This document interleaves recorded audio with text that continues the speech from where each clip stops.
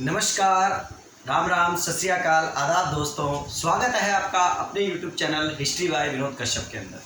दोस्तों, ये जो वीडियो है ये वीडियो प्रजामंडलों से रिलेटेड वीडियो है, जो कि इस श्रृंखला का थर्ड वीडियो है। अर्थात पार्ट 3 में हम प्रजामंडलों के से जुड़े रहस्यों के बारे में पढ़ रहे थे। तो प्रजामंडलों से जुड़े हमने कुछ प्रजामंडलों के बारे में जानकारी ले ली थी, और आज हम जो अंतिम पड़ाव पर पहुँचे हैं, अंतिम इस पार्ट पर पहुँचे हैं, तो आज इस पार्ट के अंदर हम जैसलमेर प्रजामंडल के बारे में महत्वपूर्ण जानकारियां लेंगे, और साथ ही साथ भरतपुर प्रजामंडल, धौलपुर प्रजामंडल और कुछ ऐसे प्रजामंडल जहां पर जिन रियासतों के अंदर प्रजामंडलों की स्थापना ही नहीं की गई थी। तो आज इस पूरे वीडियो को आप अंत तक बने रहिए, पूरी वीडियो को पूरा देखिए दोस्तों, ताकि आपके जितने भी इन प्रजामंडलों से रिलेटेड जो क्वेश्चन है वो आपके क्या हो जाए, बिल्कुल सही हो जाए। तो चलिए दोस्तों, वीडियो शुरू करते हैं। लेकिन मेरी एक छोटी सी अपील वीडियो शुरू करने से पहले कि जिन बच्चों ने मेरे चैनल को सब्सक्राइब नहीं किया है वो मेरे चैनल को सब्सक्राइब कर लें, ताकि आने वाले न्यू वीडियोस के नोटिफिकेशन जो है वो आपको मिलते रहें। तो चलिए दोस्तों, हम शुरू करने वाले हैं प्रजामंडलों से जुड़े महत्वपूर्ण तथ्यों के बारे में।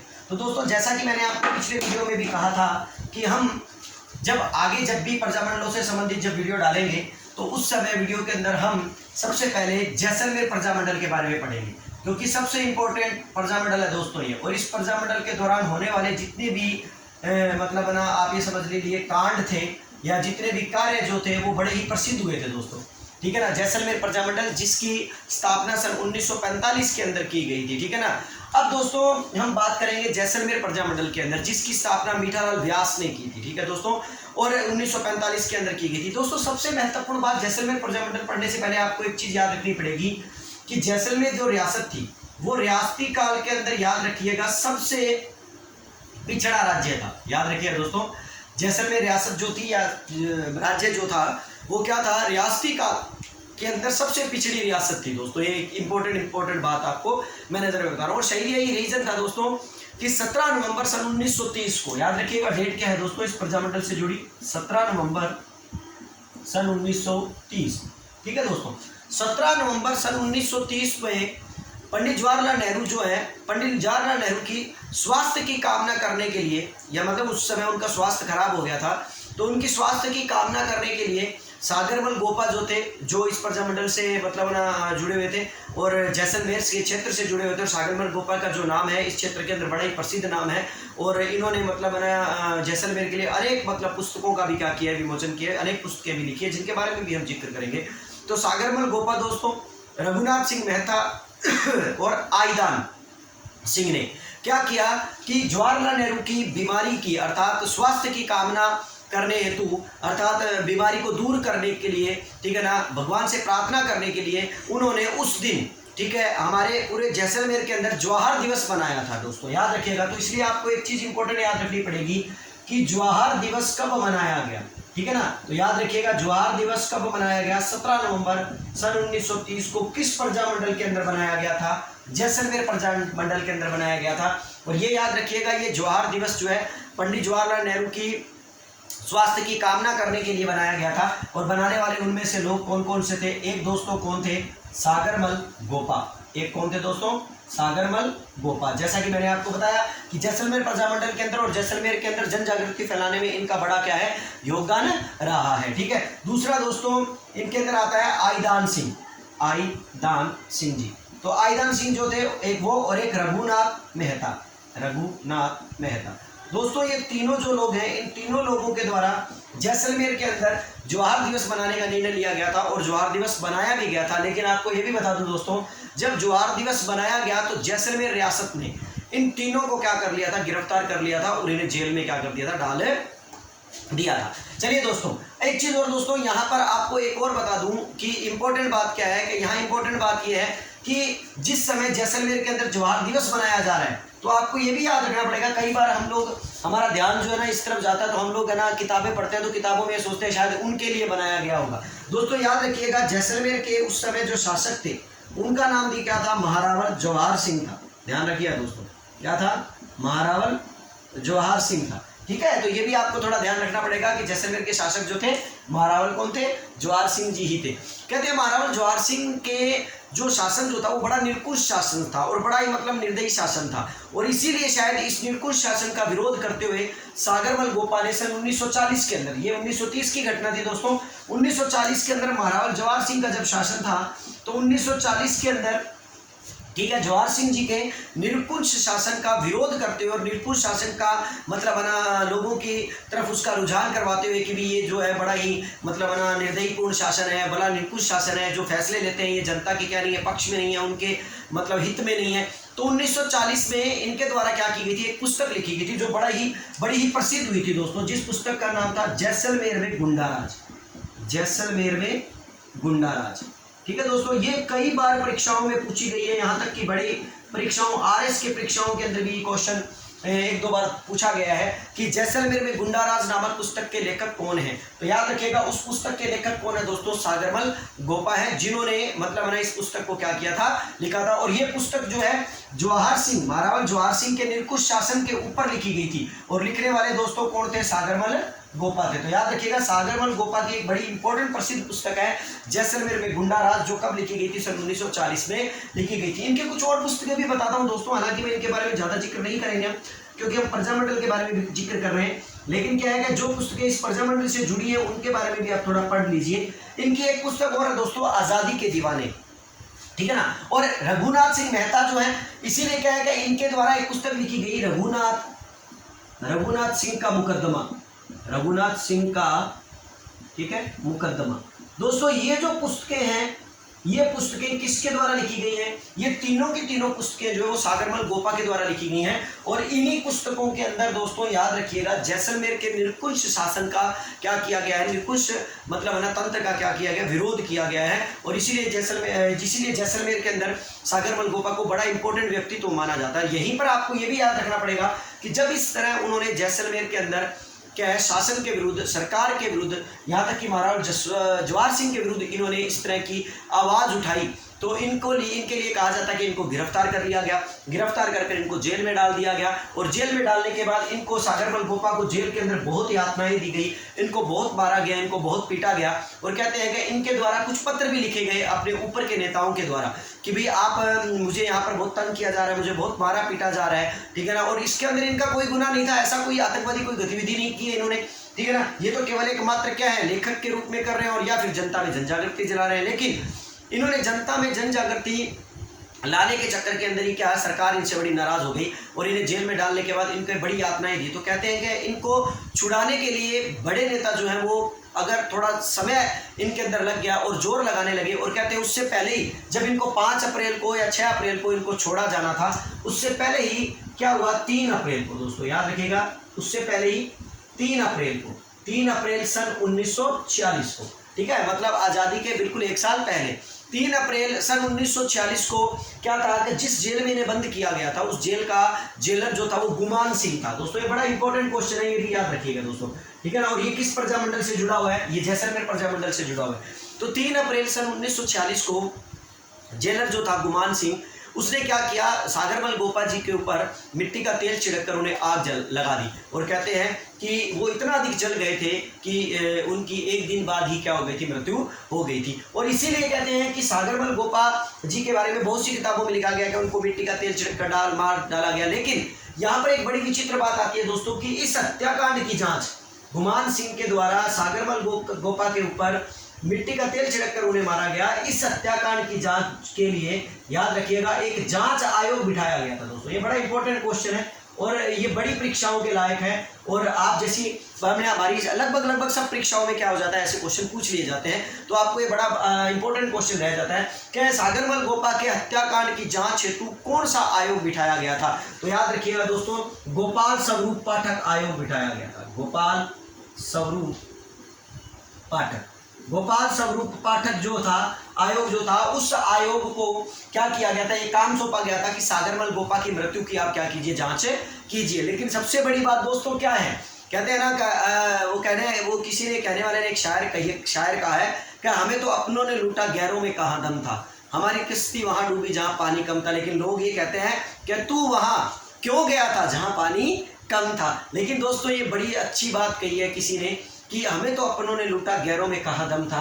और यही रीजन था दोस्तों कि देखो, जांच करने के लिए गोपाल स्वरूप पाठक जो एक भारतीय हैं वो आ रहे हैं और उस जांच के अंदर वो ये कह रहे हैं कि नहीं नहीं नहीं, सागरमल गोपा जो हैं उनको तेल छिड़क कर नहीं मारा गया, बल्कि उन्होंने क्या किया, खुद को आग लगा ली, अर्थात उनको आत्महत्या करार दे दिया गया। तो दोस्तों कितनी बड़ी बात है कि एक ऐसा व्यक्ति जिसने हमारे देश के लिए, हमारे क्षेत्र के लिए एक मतलब ना जन जागृति के लिए लड़ाई लड़ी, लेकिन उनको एक गुमनामी की मौत दे दी गई, अर्थात इतिहासकारों ने या जांच आयोगों ने उन्हें केवल क्या है, आत्महत्या का नाम देकर उसे बंद कर दिया है। लेकिन दोस्तों कहते हैं ना कि किसी की मृत्यु जो है वो इंसाफ जरूर करती है, समय आने पर भी कर, चाहे समय लग जाए उसमें, लेकिन इंसाफ जरूर करती है। और यही रीजन था कि सागरमल गोपा जी की मृत्यु के बाद कहते हैं कि संपूर्ण जैसलमेर के अंदर क्या नारे लगने लगे। और नारे क्या थे दोस्तों, खून रो बदलो खून। याद रखिएगा दोस्तों, ये नारा बड़ा इंपॉर्टेंट है कि सागरमल गोपा के मृत्यु के बाद जैसलमेर में नारे लग रहे थे, खून रो बदलो खून। और कहते हैं कि जब इस प्रकार के कार्य हुए तो इसी जैसलमेर प्रजामंडल के दौरान जैसलमेर रियासत को महात्मा जो जवाहरलाल नेहरू जो है, इन्होंने इस जैसलमेर रियासत को देखा तो इन्होंने कहा कि ये विश्व का 8वां अजूबा है। याद रखिएगा, जवाहरलाल नेहरू ने जैसलमेर रियासत को क्या कहा था, विश्व का 8वां अजूबा, निराली रियासत कहा था। ठीक है दोस्तों, तो याद रखिएगा, विश्व का 8वां अजूबा या क्या कहा जाता है, निराली रियासत कहा जाता है, ये याद रखिएगा। चलिए दोस्तों, अब एक और इम्पोर्टेंट बात आपको मैं थोड़ी सी 2-3 चीजें आपको इसके अंतर्गत आपको मैंने क्लियर कर दिया है जैसलमेर प्रजामंडल को। यहाँ पर ये याद रखिएगा, जैसलमेर प्रजामंडल की स्थापना जो है मैंने आपको शुरू में बता दी थी, सन 1945 के अंदर किसके द्वारा की गई थी, मीठालाल व्यास के द्वारा की गई थी। ठीक है दोस्तों, चलिए दोस्तों, अब ये जैसलमेर प्रजामंडल आपका क्लियर हो चुका है। एक बार इसको थोड़ा डिवीजन कर लेते हैं जल्दी जल्दी। रियासत काल में सबसे पिछड़ी रियासत जो है किसको मानी जाती थी, जैसलमेर को मानी जाती थी। 17 नवंबर सन 1930 को, ठीक है ना, इसी रियासत के अंदर, इसी मतलब प्रजामंडल के दौरान क्या बनाया गया था, जवाहर दिवस बनाया गया था, जो जवाहरलाल नेहरू की स्वास्थ्य की कामना करने के लिए बनाया गया था। और बनाने वाले लोग थे सागरमल गोपा, आईदान और रघुनाथ मेहता, जिनको बाद में गिरफ्तार कर लिया गया था और जेल में डाल दिया गया था। समय बीतने लगा, समय बीतने के साथ ही सन 1940 के अंदर जवाहर सिंह जी का जब शासन था तो उनके शासन की निरंकुशता का राज खोलने के लिए, उनका पर्दाफाश करने के लिए उनके सागरमल गोपा के द्वारा एक पुस्तक लिखी गई जिसका नाम था जैसलमेर में गुंडा राज। और कहते हैं इसी पुस्तक से नाराज होकर, ठीक है ना, इन्हें क्या कर लिया गया, पकड़ लिया गया, जेल में डाल दिया गया कुछ समय बाद 1940 के अंदर। और 1940 के अंदर मतलब 1940 में उनको मिट्टी का तेल डालकर क्या कर दिया गया, गुमान सिंह के द्वारा क्या कर दिया गया, जला दिया गया। और इनकी हत्या की जांच करने हेतु एक आयोग बिठाया गया, जिस आयोग को गोपाल स्वरूप पाठक आयोग का नाम दिया गया। और कहते हैं इनकी मृत्यु के बाद संपूर्ण जैसलमेर के अंदर ये नारे लग रहे थे, खून रो बदलो खून। और नेहरू जी ने जैसलमेर की रियासत को क्या कहा गया है, विश्व का 8वां अजूबा और निराली रियासत के नाम से क्या किया है, पुकारा है। तो चलिए दोस्तों, आप अगर इसका स्क्रीनशॉट लेना चाहें तो आप इसका स्क्रीनशॉट ले सकते हैं। और फिर हम उसके बाद सेकंड प्रजामंडल करते हैं जिसका नाम है भरतपुर प्रजामंडल।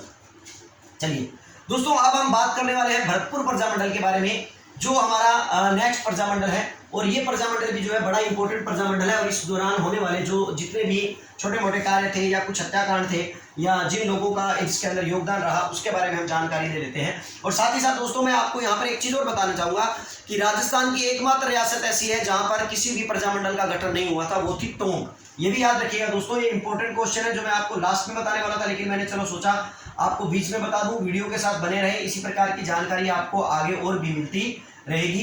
तो याद रखिए दोस्तों, क्वेश्चन क्या है कि राजस्थान की ऐसी कौन सी रियासत है जहां पर प्रजामंडल का गठन नहीं हुआ था। तो दोस्तों याद रखिएगा, उसका आंसर है क्या, टोंक। ठीक है, याद रखिएगा, टोंक के अंदर किसी भी प्रजामंडल का क्या नहीं हुआ था, गठन नहीं हुआ था। राजस्थान की एकमात्र रियासत जहां पर प्रजामंडल का गठन नहीं हुआ है। चलिए दोस्तों, हम बात कर रहे थे भरतपुर प्रजामंडल की, जो सन 1938 के अंदर स्थापित हुआ था। लेकिन ये क्यों विचित्र है दोस्तों, ये विचित्र इसलिए है दोस्तों क्योंकि सन 1938 में भरतपुर प्रजामंडल की स्थापना जो थी वो राजस्थान के अंदर नहीं हुई थी, वो कहाँ हुई थी, रेवाड़ी के अंदर हुई थी। दोस्तों इससे पहले भी मैंने आपको बोला था, जैसे कि मैंने आपको बताया था, बीकानेर प्रजामंडल की स्थापना जो हुई है वो कहाँ हुई है, मैंने बताया था बम्बई के अपने क्या कलकत्ता के अंदर हुई है। ठीक है ना, बीकानेर की कहाँ हुई है, बम्बई के अंदर हुई है। ठीक है ना, ये याद रखिएगा। तो इसी प्रकार क्या है, भरतपुर प्रजामंडल की स्थापना जो है वो कहाँ की गई है, भरतपुर प्रजामंडल की स्थापना जो है वो कहाँ की गई है, सन 1938 के अंदर कहाँ की गई थी, रेवाड़ी के अंदर की गई थी। तो दोस्तों भरतपुर प्रजामंडल जो है, मैं थोड़ा टाइम देख लेता हूँ क्या हम कहीं आगे पीछे तो नहीं है, तो इसीलिए याद रखेंगे। तो चलिए दोस्तों, हम बात कर रहे थे भरतपुर प्रजामंडल की स्थापना जो है सन 1938 में कहाँ की गई थी, रेवाड़ी में की गई थी। तो मैं कुछ ऐसे प्रजामंडलों के बारे में आपको बता देता हूँ दोस्तों जिनकी स्थापना बाहर हुई थी, तो उनको थोड़ा सा याद कर लीजिए। जैसा कि अभी मैंने आपको बताया कि बीकानेर प्रजामंडल, सॉरी दोस्तों, हो सकता है शायद मैंने बीकानेर प्रजामंडल की स्थापना आपको पहले बंबई में बता दी, लेकिन मैंने वीडियो में बिल्कुल सही बताया, तो थोड़ा इसे ध्यान दे दीजिएगा कि बीकानेर प्रजामंडल की स्थापना जो है वो कहाँ हुई थी, कलकत्ता में। और आपको याद होगा तो मैंने आपको वीडियो में स्पष्ट बताया था कि बीकानेर प्रजामंडल की स्थापना कलकत्ता के अंदर रत्नाबाई ट्रस्ट नामक जो मतलब ना मकान जो था, ठीक है ना, रत्नाबाई ट्रस्ट का जो मकान था उसी मकान के अंदर हुई थी। तो याद रखिएगा बंबई की मतलब स्थापना, प्रजामंडल की स्थापना जो है वो कलकत्ता में हुई। इसी प्रकार हम भरतपुर का पढ़ रहे हैं, तो भरतपुर की स्थापना कहाँ हुई है दोस्तों, रेवाड़ी हरियाणा के अंदर हुई है। एक और याद रखिएगा दोस्तों, सिरोही, ठीक है, सिरोही प्रजामंडल की स्थापना दोस्तों कहाँ हुई है, बंबई के अंदर हुई है। ये जो है दोस्तों, इसको इस तरीके से याद कीजिए कि जैसे मैंने कहा बीका, ठीक है ना, और बीका जो है वो क्या है, बीता हुआ कल है। तो याद रखिएगा क्या बीका, कल बीका, ठीक है ना। तो कल बिक गया, तो इसका मतलब हो गया कि बीका का स्थापना कहाँ हुई है, कलकत्ता में हुई है। अब आता है सिरोही, सिरोही की स्थापना कहाँ हुई है, बंबई में। तो आप देखते हो दोस्तों, हमारे सर में कई बार हम जब दर्द होता है तो हम क्या कहते हैं कि सर में ऐसा लग रहा है जैसे बम फट रहे हैं, ठीक है। तो आपको याद रह जाएगा सर में बम फट रहे हैं, मतलब सिरोही की स्थापना कहाँ की गई है, बंबई में की गई है। और अब आता है भरतपुर, तो भरतपुर की स्थापना जो है वो कहाँ की गई है, रेवाड़ी में की गई है। तो ये याद रखिएगा कि भरतपुर का जो क्षेत्र है उसकी, भरतपुर प्रजामंडल जो है उसकी स्थापना कहाँ की गई थी, रेवाड़ी के अंदर की गई थी। और इसके अध्यक्ष भी याद रखिएगा दोस्तों, जब स्थापना की गई तो उस वक्त अध्यक्ष जो था वो गोपीलाल यादव को बनाया गया था, और उपाध्यक्ष दो लोगों को बनाया गया था, जिसमें एक आदमी था ठाकुर देशराज और एक था रेवती शरण शर्मा। याद रखिएगा, अध्यक्ष के रूप में हम बात करें भरतपुर प्रजामंडल के, और साथ ही साथ हम किसके बारे में बात करेंगे, उपाध्यक्ष के बारे में या उपाध्यक्ष के बारे में, ठीक है ना। तो दो व्यक्तियों को उपाध्यक्ष बनाया गया और एक व्यक्ति को क्या बनाया गया, अध्यक्ष बनाया गया, जिसमें अध्यक्ष का नाम था गोपीलाल यादव, ठीक है ना। एक अध्यक्ष का नाम क्या था दोस्तों, गोपीलाल यादव। और दूसरी बात करें उपाध्यक्ष की, तो उपाध्यक्ष के अंदर ठाकुर देशराज, ठीक है, देशराज व रेवती शरण, ठीक है दोस्तों, रेवती शरण शर्मा। तो ये दो लोग थे जिनको उपाध्यक्ष बनाया गया और अध्यक्ष के रूप में गोपी लाल यादव को रखा गया। दोस्तों बात सन 1947 की है, ये याद रखिए। अब 1947 में लॉर्ड वेवल व बीकानेर के जो शार्दुल सिंह जो थे, याद रखिएगा ये भी भरतपुर आए थे। ध्यान रखना, सन 1947 की बात कर रहा हूँ। बीकानेर के जो शासक थे, ठीक है ना, और उस वक्त 1947 में जो लॉर्ड वेवल जो थे, ठीक है ना, लॉर्ड वेवल और शार्दुल सिंह जो थे वो बीकानेर भरतपुर रियासत के अंदर आए थे। तब कहते हैं कि उस वक्त भरतपुर प्रजामंडल के अंदर, भरतपुर के अंदर ये नारे लगे थे, वेवल वापस जाओ, वेवल वापस जाओ। कई बार हम ये पढ़ते हैं कि साइमन गो बैक, साइमन वापस जाओ, साइमन वापस जाओ। ये क्वेश्चन तो लगभग परीक्षाओं में पूछ लिया जाता है, लेकिन दोस्तों राजस्थान के लेवल पर ये पूछ लिया जाए कि वेवल वापस जाओ, वेवल वापस जाओ, इस प्रकार के नारे जो हैं वो किस प्रजामंडल के अंदर लगाए गए थे या किस मतलब क्षेत्र में लगाए गए थे। तो याद रखिएगा वो किस क्षेत्र में लगाए गए थे, भरतपुर के अंदर लगाए गए थे दोस्तों। कहते हैं कि इस प्रकार वहां पर लाठीचार्ज भी किया गया, और लाठीचार्ज किया गया तो उस दौरान एक आंदोलनकारी जो था जिसका नाम था रमेश स्वामी, वो मारा भी गया था, वो शहीद भी हो गया था दोस्तों। तो याद रखिएगा वेवल वापस जाओ के नारे जो है वो किस प्रजामंडल के तहत लगे हैं, भरतपुर प्रजामंडल के तहत लगे हैं। चलिए दोस्तों आपने एक नाम सुना होगा डॉक्टर पट्टाभी सीतारमैया का। दोस्तों ये वो व्यक्ति हैं जिनके बारे में ये कहा जाता है कि ये गांधी के बिल्कुल क्या थे, करीबी थे, डॉक्टर पट्टाभी सीतारमैया। डॉक्टर पट्टाभी सीतारमैया ने भरतपुर राज्य, ठीक है ना, प्रजा परिषद के कार्यों की प्रशंसा की है, और यहाँ तक कि उन्होंने जब उनकी प्रशंसा की है तो प्रशंसा करते हुए उन्होंने कहा था कि अब सामंती युग का अंत हो गया है। याद रखिए दोस्तों ये वर्ड किसके हैं, बड़े इंपॉर्टेंट वर्ड है ये, पट्टाभी सीतारमैया। दोस्तों ये क्वेश्चन मैं कई बार अपने फेसबुक वॉल पर भी कर चुका हूं, जो मेरे ग्रुप से जुड़े हुए हैं उनसे भी कर चुका हूं, और ये क्वेश्चन जो है बड़ा इंपॉर्टेंट है दोस्तों। और यहाँ पर आपको याद रखना पड़ेगा कि ये शब्द किसके द्वारा कहे गए हैं, पट्टाभी सीतारमैया के द्वारा कहे गए हैं, जो मैं अब बोलने वाला हूँ। उन्होंने कहा था कि सामंती युग का अंत हो गया है और प्रजामंडल का उदय हुआ है। याद रखिएगा सामंती युग का अंत हो गया है और प्रजामंडल का उदय हुआ है। और आप लोग ये भी जान लो कि भविष्य में न तो जाट राज रहेगा, न जाट राज की स्थापना होगी और न ही भविष्य में क्या होगा, ठीक है ना, राजपूत राज की स्थापना होगी।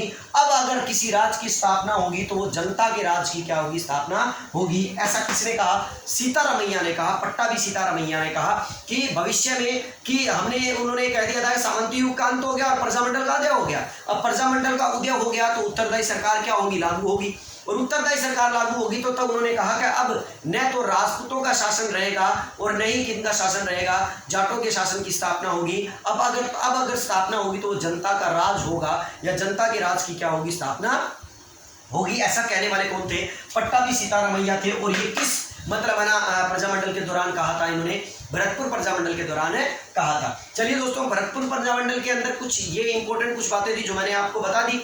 इसी के अलावा मैं आपको एक छोटी सी बात और बताता हूँ कि राजस्थान का, ठीक है ना, अब यहीं पर अपने इस टॉपिक को समाप्त कर लेते हैं कि राजस्थान का अंतिम प्रजामंडल कौन सा था। ये बड़ा इंपॉर्टेंट क्वेश्चन है, राजस्थान का अंतिम प्रजामंडल। कि भाई ये क्वेश्चन ही आ जाता है कि बताइए कि राजस्थान में प्रजामंडलों की स्थापना हो रही थी तो हम ये कहते हैं कि राजस्थान का प्रथम प्रजामंडल जो था वो जयपुर प्रजामंडल जो था, जो 1931 के अंदर कपूरचंद पाटनी ने लगा शुरू किया। अगर क्वेश्चन ही आ जाए कि बताइए जयपुर क्या राजस्थान का अंतिम प्रजामंडल कौन सा था, पहला तो हमें बता दिया जयपुर था, तो याद रखिएगा राजस्थान का अंतिम प्रजामंडल जो है वो था दोस्तों झालावाड़। कौन था दोस्तों, झालावाड़। लेकिन आपको एक चीज और याद रखनी पड़ेगी दोस्तों यहाँ पर कि रियासती शासक द्वारा संरक्षण देने वाला प्रजामंडल भी कौन था, झालावाड़ी था। दोस्तों मैं क्या बोल रहा हूँ आपको यहाँ मैं लिखता हूँ ताकि आप समझ में आ जाए, रियासती शासक द्वारा, विभाग द्वारा नहीं दोस्तों, यहाँ ध्यान रखना, कई बार एकीकरण का विभाग याद रह जाता है। रियासती शासक द्वारा संरक्षण प्राप्त प्रजामंडल, ये दोनों के दोनों का आंसर दोस्तों एक ही है और वो क्या है दोस्तों, झालावाड़ प्रजामंडल। मतलब राजस्थान के अंदर सबसे अंत में जो प्रजामंडल लागू हुआ था वो झालावाड़ प्रजामंडल था। और यदि आप मेरी ट्रिक को अच्छी तरह फॉलो करोगे दोस्तों, जो मैंने एक एक्स्ट्रा वीडियो डाला हुआ है जिसमें मैंने प्रजामंडलों के सन और उनके संस्थापक को याद करने की ट्रिक डाली हुई है, उसमें आपको स्पष्ट पता लगता है कि झाला मांगी, ठीक है ना, क्या है 1946 के अंदर। तो याद रखिए 1946 के अंदर अंतिम प्रजामंडल की स्थापना हुई थी, जिस प्रजामंडल का नाम क्या था, झालावाड़ था। तो अंतिम प्रजामंडल राजस्थान का कौन सा था, झालावाड़। दूसरी बात, रियासती शासक द्वारा, कि रियासतों के जो शासक थे, जो राजा थे, अगर उनके द्वारा संरक्षण प्राप्त हुआ है किसी प्रजामंडल को तो वो झालावाड़ को ही हुआ है। वरना आप इससे पहले जितने भी प्रजामंडल आप मुझसे पढ़ रहे हो, आपने एक चीज नोट की है कि उन सब प्रजामंडलों में रियासतों के राजाओं ने उन प्रजामंडलों को खत्म करने में क्या किया है, अपना पूरा जोर लगाया है। सरकारों ने अनेक नेताओं को जेलों में बंद किया है, उनको मारा है, उनको पीटा है और यहाँ तक कि उनको कईयों को मौत के घाट भी उतार दिया गया था। तो आप ये देखिए कि रियासतों के राजाओं के द्वारा अगर संरक्षण प्राप्त था कोई प्रजामंडल तो वो केवल कौन सा था, झालावाड़ की। रियासतों के राजाओं ने खुद ने कहा कि आपको प्रजामंडल के दौरान इस तरह का विरोध करना चाहिए ताकि अंग्रेजी सरकार जो है वो हमें छूट दे पाए कि हम उत्तरदायी शासन को क्या करें, लागू करें। तो एक चीज इंपॉर्टेंट ये आ गई दोस्तों। दूसरी एक और इंपॉर्टेंट चीज हम पढ़ेंगे शाहपुरा प्रजामंडल के बारे में, क्योंकि आज हम दोस्तों इस वीडियो में सभी प्रजामंडलों का जो महत्वपूर्ण तथ्य है उनको हम पढ़ लेते हैं, ताकि आज इस थर्ड पार्ट के अंदर हम प्रजामंडलों से रिलेटेड जो है वो संपूर्ण कार्य कर ले। जो इंपॉर्टेंट है वो मैंने आपको यहाँ पर लगभग क्या कर दिया, बता दिया। दोस्तों मैं अब शाहपुरा प्रजामंडल के बारे में आपको क्या इंपॉर्टेंट फैक्ट बताने वाला हूँ। दोस्तों शाहपुरा प्रजामंडल जो है ये याद रखिएगा सर्वप्रथम उत्तरदायी शासन लागू करने वाला अगर कोई प्रजामंडल था तो वो कौन सा था, शाहपुरा प्रजामंडल था। याद रखिएगा सर्वप्रथम उत्तरदायी शासन लागू करने का।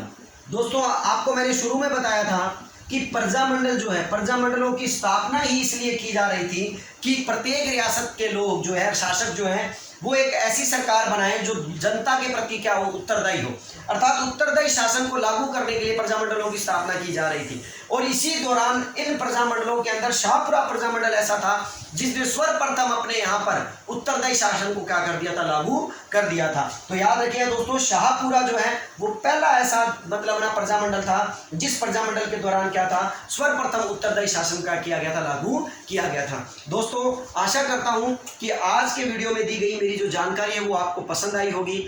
यदि आपको मेरे द्वारा दी गई जानकारी पसंद आई तो आप मेरे वीडियो को लाइक जरूर कीजिए। और साथ ही साथ दोस्तों आपका ये मित्र जो है, आपका ये दोस्त जो है वो सिर्फ और सिर्फ आपसे एक ही अपील करता है कि आप मेरे चैनल को, मेरे वीडियोस को अपने मित्रों में भी जरूर शेयर कीजिए ताकि वो भी उन्हें देखें और अगर उन्हें अच्छा लगे तो वो लाइक करें। मैं ये नहीं कहता कि भाई आप जबरन लाइक करें, अगर अच्छा लगे तो लाइक कीजिए, वरना दोस्तों मैं नए वीडियो इसी तरह डालता रहूँगा आप लोगों के लिए, और आपके प्यार के साथ मैं नए वीडियो में मिलने वाला हूँ। और नए वीडियो जो है दोस्तों मेरा आने वाला है महाराजा जसवंत सिंह के बारे में। तो कृषि पर्यवेक्षक के जो बच्चे हैं और अन्य परीक्षाओं के जो बच्चे हैं वो महाराजा जसवंत सिंह का वीडियो देखना नहीं भूले, क्योंकि मैं उसे बिल्कुल जीरो लेवल से करवाता हुआ महाराजा जसवंत सिंह को अंत के अंदर एक एक बेहतरीन जानकारी उसके बारे में देने वाला हूँ। तो दोस्तों अब के लिए मैं आपसे इजाजत लेता हूं और मिलते हैं दोस्तों नेक्स्ट वीडियो के अंदर। और नेक्स्ट वीडियो हमारा बनने वाला है महाराजा जसवंत सिंह के बारे में। और आज के लिए इतना काफ़ी है। धन्यवाद दोस्तों, और कोशिश कीजिएगा कि मेरे वीडियो को पूरा देखने के बाद आप इसे शेयर ज़रूर कीजिएगा अपने दोस्तों के साथ। धन्यवाद।